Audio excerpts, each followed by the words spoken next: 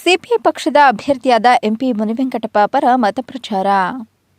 ಬೆಂಗಳೂರು ಹೊರವಲಯ ನೆಲಮಂಗಲ ನಗರದ ಶ್ರೀನಿವಾಸ ಸಮುದಾಯ ಭವನದ ಆವರಣದಲ್ಲಿ ಚಿಕ್ಕಬಳ್ಳಾಪುರ ಕ್ಷೇತ್ರದ ಅಭ್ಯರ್ಥಿಯಾದ ಎಂಪಿ ಮುನಿವೆಂಕಟಪ್ಪ ಪರ ಮತಪ್ರಚಾರ ಮಾಡಲಾಯಿತು.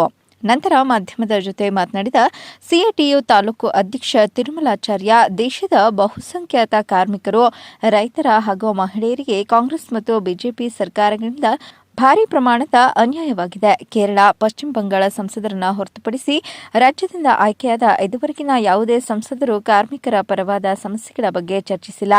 ರಾಷ್ಟ್ರೀಕೃತ ಕಾರ್ಖಾನೆಗಳನ್ನು ಮುಚ್ಚುತ್ತಿರುವ ಬಗ್ಗೆ ಮಾತನಾಡಿಲ್ಲ. ಜಾತಿ, ಧರ್ಮದ ಹೆಸರಿನಲ್ಲಿ ಕೋಮುವಾದವನ್ನು ಸೃಷ್ಟಿಸಿರುವುದೇ ಕಳೆದ 10 ವರ್ಷಗಳ ಬಿಜೆಪಿ ಸರ್ಕಾರದ ಸಾಧನೆಯಾಗಿದೆ.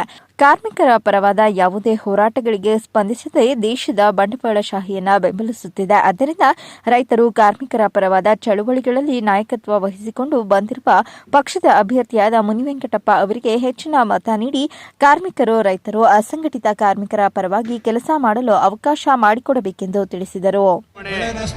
ಚಿಕ್ಕಬಳ್ಳಾಪುರ ಲೋಕಸಭಾ ಕ್ಷೇತ್ರದಿಂದ CPIM communist party of India ಏನು ನಮ್ಮ ಎಂಪಿ ಮುನಿವೆಂಕಟಪ್ಪನವರು ಅಭ್ಯರ್ಥಿಯಾಗಿದ್ದಾರೆ.